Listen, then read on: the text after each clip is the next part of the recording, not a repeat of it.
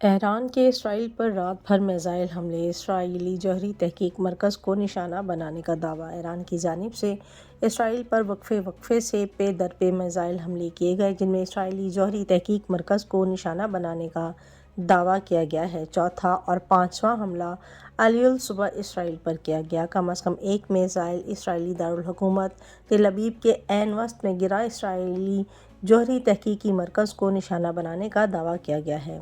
تل ابیب اور مقبوضہ بیت المقدس میں سائرن کی آوازیں آتی رہیں۔ اسرائیلی فوج نے کہا ہے کہ ایران کی جانب سے فائر کیے گئے میزائلوں کو روکنے کے لیے دفاعی نظام متحرک ہے۔ تہران کے وسط میں بھی کئی دھماکے ہوئے۔ تہران کے مہرآباد ہوائی اڈے کو نشانہ بنایا گیا۔ اس سے پہلے جمعے کی رات ایران نے اسرائیل پر جوابی حملہ کرتے ہوئے 200 سے زیادہ میزائل فائر کیے تھے۔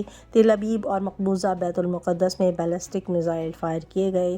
7 مقامات کو نشانہ بنایا گیا۔ 9 عمارتیں مکمل تباہ، سینکڑوں اپارٹمنٹس کو نقصان پہنچا، 4 اسرائیلی ہلاک، 60 سے زائد اسرائیلی زخمی ہوئے۔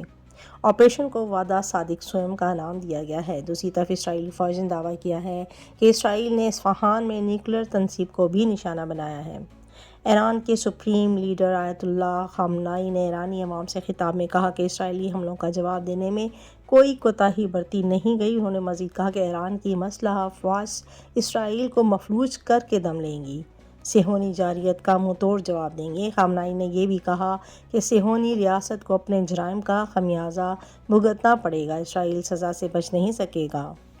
ایرانی حملے میں اسرائیلی فوجی ہیڈ کوارٹر کریا کی عمارت نشانہ بنی ہے۔ غیر ملکی میڈیا کی رپورٹ کے مطابق کریا ہیڈ کوارٹر میں اسرائیلی وزیر اعظم نیتن یاہو فوجی بریفنگز لیتے رہے ہیں۔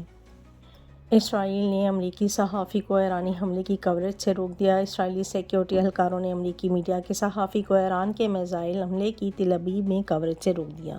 مذکورہ رپورٹ ایران کی جانب سے کیے گئے حملے کے بعد متاثرہ علاقے کی براہ راست کوریج کرنے کے لیے پہنچا تھا۔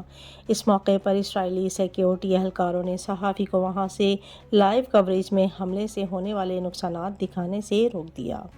ایران کی جانب سے اسرائیل پر 5واں میزائل حملہ کیا گیا ہے۔ چوتھے حملے میں کم از کم ایک میزائل اسرائیلی دارالحکومت تل ابیب کے عین وسط میں گرا تھا۔ اسرائیلی جوہری تحقیقی مرکز کو نشانہ بنانے کا دعویٰ کیا جا رہا ہے۔ تل ابیب اور مقبوضہ بیت المقدس میں سائرن کی آوازیں گونجتی رہیں۔ اسرائیلی فوج نے کہا ہے کہ ایران کی جانب سے فائر کیے گئے میزائلوں کو روکنے کے لیے دفاعی نظام متحرک ہے۔ تہران کے وسط میں بھی کئی دھماکے سنے گئے۔ تہران کے مہرآباد ہوائی اڈے کو نشانہ بنایا گیا۔